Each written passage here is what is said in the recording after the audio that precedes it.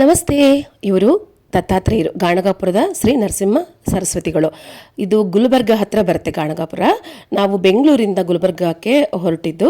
So ಬೆಂಗಳೂರಿಂದ ಗುಲ್ಬರ್ಗ ಬೆಳಗ್ಗೆ 10 ಗಂಟೆ, ರಾತ್ರಿ ಬಿಟ್ಟರೆ ಬೆಳಗ್ಗೆ 10 ಗಂಟೆಗೆ ಸೇರಿದ್ವಿ. ಅಲ್ಲಿ ಅಲ್ಲೇ ಗುಲ್ಬರ್ಗದಲ್ಲೇ ನಾವು ಸ್ಟೇ ಮಾಡಿದ್ದು. ಯಾಕೆ ಅಂತಂದರೆ ಗಾಣಗಾಪುರದಲ್ಲಿ ಕೂಡ ಸ್ಟೇಸ್ ಇರುತ್ತೆ ಆಗಲಿ, ಬಟ್ ಗುಲ್ಬರ್ಗದಲ್ಲಾದರೂ ನಮಗೆ ಅನುಕೂಲ ಇರುತ್ತೆ. ಬೇರೆ ಕಡೆ ಬಸ್ಗೆ ಬೇರೆ ಊರುಗಳಿಗೆ ಹೋಗಬೇಕಂದ್ರೆ ಸ್ವಲ್ಪ ಅನುಕೂಲ ಇರುತ್ತೆ. ಗಾಣಗಾಪುರ ಇಂದ ಅಂದರೆ ಮತ್ತು ಗುಲ್ಬರ್ಗಕ್ಕೆ ಬಂದು ಹೋಗಬೇಕಾದ ಕಾರಣ ಅದಕ್ಕೆ ನಾವು ಗುಲ್ಬರ್ಗದಲ್ಲೇ ತೊಗೊಂಡಿದ್ದು. ಗುಲ್ಬರ್ಗದಿಂದ ಅಲ್ಲಿ ಬಸ್ಸುಗಳು ಬೇಕಾದಷ್ಟು ಇರುತ್ತೆ. ಇವೆಲ್ಲ ಡೀಟೇಲ್ಸ್ ಯಾಕೆ ಕೊಡ್ತೀನಿ ಅಂದರೆ ಯಾರಾದರೂ ಹೋಗಬೇಕು ಅನ್ನೋದಕ್ಕೆ ಈಸಿ ಆಗಲಿ ಅನ್ನೋ ಒಂದು ಉದ್ದೇಶದಿಂದ. ಇದು ಅವರ ಇದು ಗೋಪುರ, ದೇವಸ್ಥಾನದ ಗೋಪುರ. ಆಮೇಲೆ ಅಲ್ಲಿಂದ ನಾವು ಪೂಜೆ ಸಾಮಾನೆಲ್ಲ ತೊಗೊಂಡು ದೇವಸ್ಥಾನಕ್ಕೆ ಹೋಗಿದ್ದು. ಮಧ್ಯಾಹ್ನ 12 ಗಂಟೆ, ಅಲ್ಲಿ 12 ಗಂಟೆಗೆ ಭಿಕ್ಷೆ ನಡೆಯುತ್ತೆ. ದತ್ತಾತ್ರೇಯರದು 3 ಅವತಾರ. ದತ್ತಾತ್ರೇಯರು, ಶ್ರೀಪಾದ ಶ್ರೀವಲ್ಲಭರು, ನರಸಿಂಹ ಸರಸ್ವತಿಗಳು. ಇವರು ಈ ಸ್ಥಾನ ಬಂದ್ಬಿಟ್ಟು ನರಸಿಂಹ ಸರಸ್ವತಿಗಳು. ಇವರು ಕುರುವಪುರದಲ್ಲೇ ಇರ್ತಾರೆ ಶ್ರೀಪಾದ ವಲ್ಲಭರು. ಇಲ್ಲಿ ಗಾಣಗಾಪುರದಲ್ಲಿ ನರಸಿಂಹ ಸರಸ್ವತಿಗಳು ಇರ್ತಾರೆ.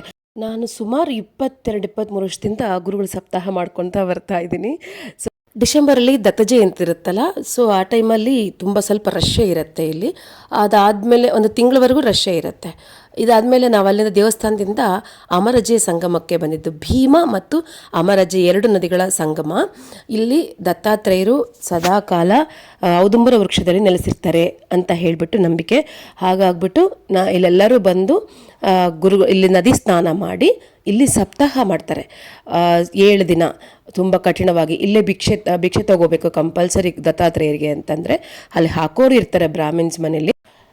ಸಪ್ತಾಹದೊಳಗೆ ಇಲ್ಲಿ ಸ್ನಾನ ಮಾಡಿ ಇಲ್ಲೇ ಔದುಂಬರ ವೃಕ್ಷ ಇರುತ್ತೆ. ಇದೆ ನೋಡಿ ಔದುಂಬರ ವೃಕ್ಷ.